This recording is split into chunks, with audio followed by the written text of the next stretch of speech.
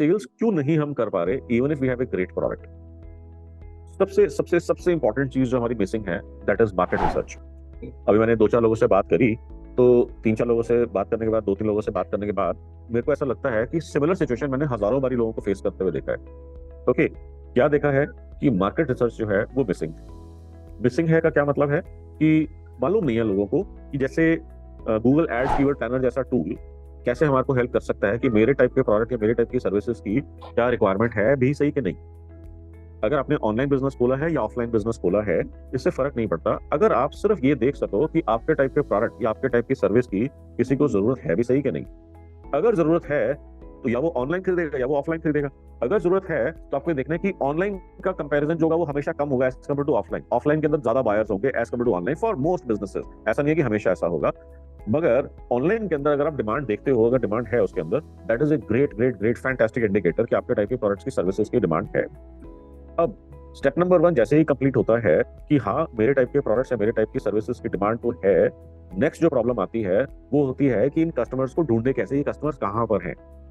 Okay, तो कहाँ पर है का चैलेंज भी ये Google ads keyword planner solve करता था। ये आपको बताता है कि इस ज्योग्राफी के अंदर सारे कॉन्सेंट्रेट होकर बैठे हुए हैं, इस कंट्री के अंदर सारे कॉन्सेंट्रेट होकर बैठे हुए हैं, इस कंट्री के इस स्टेट में ये सब के सब लोग बैठे हुए हैं, इस स्टेट के भी इस सिटी के अंदर सब लोग बैठे हुए हैं।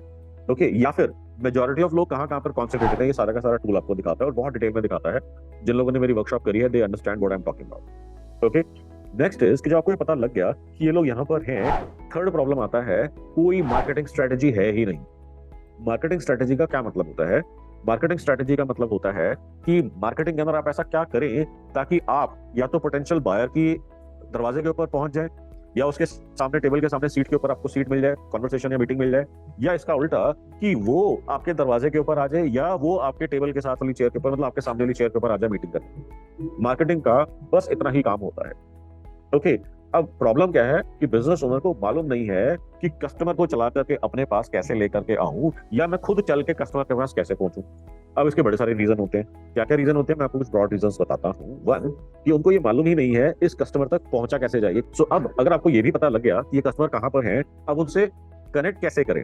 दैट मीन्स आपके पास क्या तरीका है। जैसे अब अभी हमने डिस्कस करा कि 1 लाख लोगों का डेटा है हमारे पास, अब उसे कनेक्ट कैसे करें। लोग कहते हैं काश मेरे पास 5,000, 10,000, 50,000 लोगों की लिस्ट आ जाए बायर्स की, मैं उनसे बिजनेस करना स्टार्ट कर दूं। यहाँ पर हमारा चैलेंज ही डिफरेंट है। हमारे पास 1 लाख लोगों की लिस्ट है, हमारे को समझ नहीं आ रहा उन तक पहुंचे कैसे। ये बात आपको समझ में आ रही है? सो इसका मतलब जो नेक्स्ट प्रॉब्लम है कि हम इन कस्टमर तक पहुंचे कैसे। अब इसके पहुंचने के कई तरीके हो सकते हैं। एक ऑफलाइन वाला सिस्टम हो सकता है कि हम इनको कॉल्स करना शुरू कर दें, मगर जब वॉल्यूम्स बहुत बड़े बड़े हो जाते हैं तो कॉल्स जो है इतना इफेक्टिव नहीं रहता। या फिर इवन छोटे वॉल्यूम्स होते हैं तो कॉल्स जो है मेरे एक्सपीरियंस के हिसाब से बहुत ज्यादा इफेक्टिव कभी भी नहीं होते। टिपिकली कॉल्स के अंदर कन्वर्जन रेट जो है 0.2% से लेकर के 1.5% के आसपास जाता है।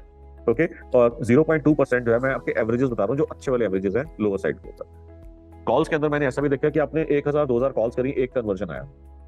Okay, so that is not very very effective जो कॉलिंग वाला सिस्टम है। हाँ, अपने आप एग्जिस्टिंग कस्टमर्स को कॉल कर रहे हो, दैट वर्क्स, बट अगर आप कोल्ड कॉलिंग कर रहे हो, that is one of the and lack of better terminology worst ways to correct. Okay, अब अगर कॉलिंग वाला सिस्टम ठीक नहीं है तो फिर कौन कौन से सिस्टम्स हैं। अब इसके मतलब जो नेक्स्ट प्रॉब्लम मैं आपको यहाँ पे इंट्रोड्यूस कर रहा हूँ, that is lack of technology understanding and marketing platform understanding. जैसे मैंने अभी आपको बताया कि फेसबुक है, व्हाट्सएप है, ईमेल है, एसएमएस है, यूट्यूब है, लिंक्डइन है, गूगल है, गूगल के अंदर एड्स है, गूगल के अंदर एसईओ है। ये इतने सारे प्लेटफॉर्म्स हैं। अभी मैंने ईमेल मार्केटिंग की बात नहीं करी, अभी मैंने रीमार्केटिंग की बात नहीं करी। इतने सारे प्लेटफॉर्म्स हैं, लोगों को जीरो आइडिया है इन सभी चीजों का कि ये प्लेटफॉर्म्स एग्जिस्ट भी करते हैं और ये मार्केटिंग के अंदर हेल्प भी कर सकते हैं। अब क्योंकि आइडिया ही नहीं है तो ऑब्वियसली ये चीजें कभी दिमाग में ही नहीं आती। तो अब आपको जो है नेक्स्ट चीज जो समझनी है कि ये प्लेटफॉर्म्स हैं। अब नेक्स्ट प्रॉब्लम क्या आती है इसके बाद में कि चलो मालूम है कि डिजिटल के अंदर जो है टेक्नोलॉजी के अंदर हमारे को लोग हेल्प कर सकते हैं। नेक्स्ट इसके बाद क्या प्रॉब्लम आती है, ये करेगा कौन, करेगा कौन, करेगा कौन के अंदर आता है कि चलो किसी एजेंसी को हायर कर लेते हैं। हायर कर लेते हैं तो एजेंसी हायर करनी नहीं आती। गलत एजेंसी अगर आपने हायर कर ली, जो कि टेक्निकल बज़वर्ड्स, टेक्निकल जार्गन बोल के आपको लगेगा यार ये बड़ी टेक्निकल एजेंसी है। अगर आपने गलत एजेंसी हायर कर ली, जो कि बहुत सारे बिजनेस ओनर्स बताते हैं कि हमारी एजेंसी जो है ना उससे रिजल्ट नहीं आए। ओके, गूगल अपना पैसा ले गया, व्हाट्सएप वाले अपना पैसा ले गए, फेसबुक अपना पैसा ले गया, एजेंसी अपना पैसा ले गई, बिजनेस ओनर लालच जी के हाथ में क्या आया, कुछ नहीं आया, पैसा सारा का सारा जला दिया, जीरो हो गया। So this is another problem कि इन प्लेटफॉर्म्स को, अब मेरे पास तो टाइम नहीं है कि मैं बैठ के बिजनेस एपीआई ले रहा हूँ, बिजनेस एपीआई में प्रोग्रामिंग कर रहा हूँ, ना मेरे पास टाइम है ना मेरे पास आता है, मेरे को ये करने की समझ है। तो मेरे को किसी ना किसी से तो करवाना पड़ेगा। तो how to hire the right agency, कैसे हायर करूं मैं? अब एजेंसी भी हायर कर ली, नेक्स्ट लेवल के ऊपर आपके पास लीड्स भी आनी शुरू हो गई। नेक्स्ट प्रॉब्लम होती है कि there is no sales strategy. Most business owners do not understand the difference between marketing strategy and sales strategy. Okay, so अब आपको नेक्स्ट प्रॉब्लम आपको समझना है कि मार्केटिंग करके आप अपने कस्टमर तक पहुंच सकते हैं, या कस्टमर को अपने पास लेकर के आ सकते हैं, या उनसे मीटिंग आप जनरेट कर सकते हैं, या उनको अपने पास मीटिंग लाने के लिए मजबूर कर सकते हैं। सेल्स क्या होता है कि वो जब मीटिंग होगी उसके अंदर वो पैसा एक्सचेंज होगा कि नहीं होगा, मनी एक्सचेंज होगा कि नहीं होगा, ट्रांजैक्शन होगा कि नहीं होगा, that is the job of sales. अब कस्टमर आपके पास चल के आ गया, आपको उसने फोन कर दिया, आपकी फैक्ट्री में आ गया, आपके शोरूम में आ गया, मगर आपने उसको बेच नहीं पाए, दिस इज अनदर प्रॉब्लम। अब अगर आप ये देखते हैं, first of all market research, second is कि मार्केट रिसर्च से पता लगा कि कस्टमर है, लोग खरीद रहे हैं, खरीदना चाहते हैं, तो आपको नेक्स्ट समझना है कि इन तक पहुंचना कैसे है, that mean marketing strategy. Marketing strategy को डिप्लॉय करने के लिए आपको एक अच्छी एजेंसी चाहिए होगी, और ये पता लगाना होगी अच्छी एजेंसी कैसे हायर करनी है और अच्छी एजेंसी से काम कैसे करवाना है। नहीं तो आप हो सकता है you may and up hiring the bad agency, आपका लाखों या करोड़ों रुपया डूबना नियरली ऑलमोस्ट तय है।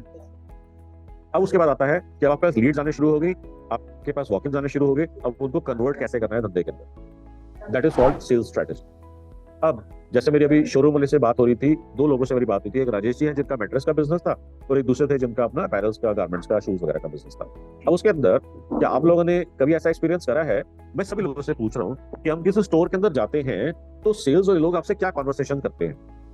आप लोगों से मैं पूछता हूँ कि आप में से हो सकता है कभी आप ब्लैकबेरी स्टोर पे गए हो, कभी आप लुई फिलिप स्टोर पे गए हो सकता है अरमानी स्टोर के ऊपर गए, कहीं पर अगर आप गए हो, या मल्टी ब्रांड आउटलेट के अंदर कभी गए हो, तो आपने क्या एक्सपीरियंस करा है? सेल्स वाले लोग आपसे किस तरीके से कॉन्वर्सेशन करते हैं, कैसे स्टार्ट करते हैं? Anybody who can share? अरे बाबा, कभी किसी स्टोर पे गए हो कि नहीं गए हो? हाँ जी, बताओ राजेश। सर वो बड़े अच्छे से वेलकम करते हैं, हैंडशेक करते हैं, बड़े हंस के बात करते हैं, और आपकी रिक्वायरमेंट पूछते हैं कि आपको क्या कैसी चीज चाहिए। बिल्कुल ठीक है, ये आपका एक्सपीरियंस है।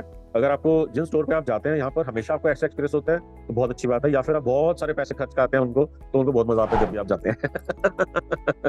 Okay, what about the rest of the people?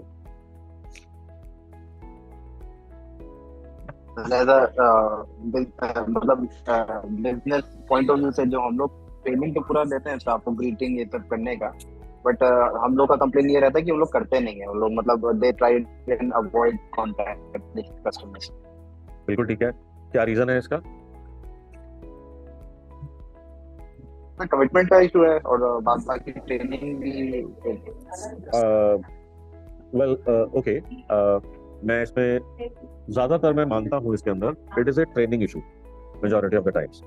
Okay, अच्छा, आप लोगों में से कभी किसी ने एक्सपीरियंस करा है कि आप किसी स्टोर पे गए हैं और एकदम से सेल्स के पर्सन ने आपको बोला सर हाँ जी सर, तो आपने किस किस तरीके का जवाब दिया उनको?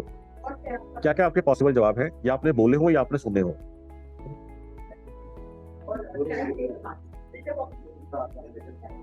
अरे कभी किसी स्टोर पे गए हो? हाँ जी बोलो। अलग अलग तरह के जो होते हैं जैसे I'm just looking या I need this directly बंदा बोलता है, बायर कहता है I'm just looking, I'm just browsing, कुछ मेरे को खरीदना नहीं है, बस सिर्फ देखने के लिए आया हूँ, वैसे टाइम पास करने के लिए आया हूँ। ऊपर मूवी स्टार्ट होने के लिए मैं आया था, आधे घंटे का टाइम था तो मैं वैसे ही घुस गया इसके अंदर। कभी ऐसे हमने जवाब दिए हैं एज ए बायर? अच्छा, अब आप मेरे को ये बताओ कि क्या हमने से किसी ने एक्सपीरियंस करा है कि हमने बोल तो दिया ये, मगर उसके बाद जब 15 मिनट बाद निकले हाथ में कुछ लेकर के निकले थे? सर मेरी बीवी के साथ हमेशा ऐसा होता है सर। नहीं भाई, बीवियों की बात नहीं कर रहा मैं अभी मर्दों की बात कर रहा हूँ। ब्लैकबेरी शोर में बीवियों का काम है, मर्दों का ज्यादा काम है। But you are right, okay.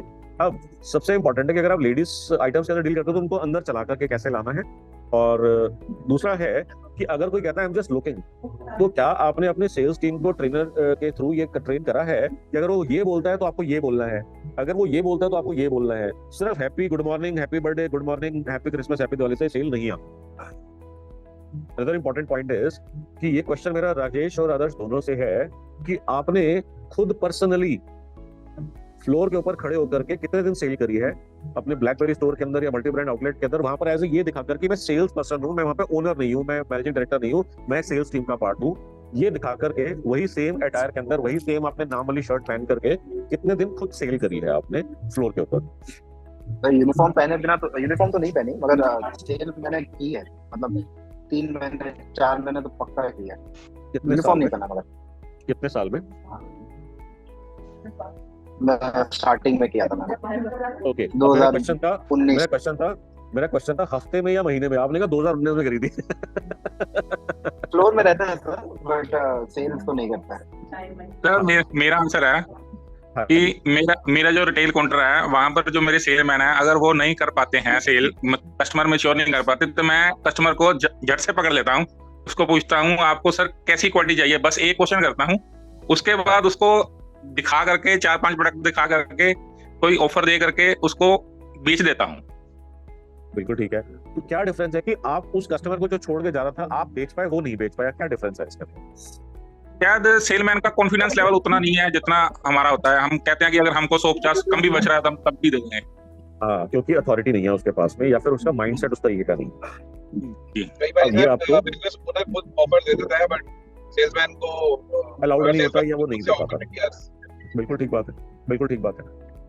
अब इसमें ना एक खतरनाक बात क्या होती है कि अगर आपने उसको ऑफर देने का बोल दिया तो उसको सेल करनी नहीं आती है, वो हर जगह पे सेम ऑफर चिपका देगा सेल करने के लिए, वो अल्टीमेटली ट्राई ही नहीं करता।